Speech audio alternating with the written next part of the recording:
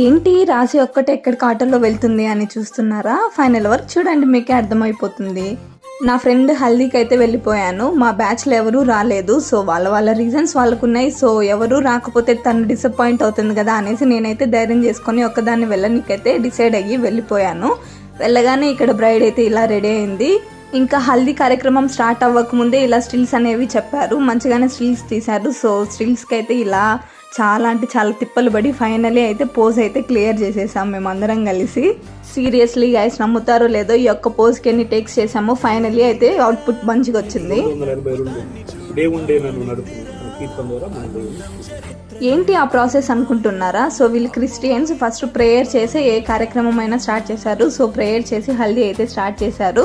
So haldi అంటేనే మంచి fun కదా. ఏంటి ఫంక్షన్ అంతా అయిపోయినాక హల్దీ జ్యువెలరీ వేసుకుంటుంది అనుకుంటున్నారా? తనకు ఆ సెట్ నచ్చలేదు, అందుకే గోల్డ్ జ్యువెలరీ వేసుకునింది. స్టార్టింగ్ లో అందరూ చెప్పంగా అయితే ఫైనల్లీ హల్దీ జ్యువెలరీ వేసుకునింది. ఇలా అయితే హల్దీ సెలబ్రేట్ చేసుకుని రిటర్న్ గిఫ్ట్ తీసుకొని ఇంటికి అయితే వెళ్ళిపోయాను. Bye guys.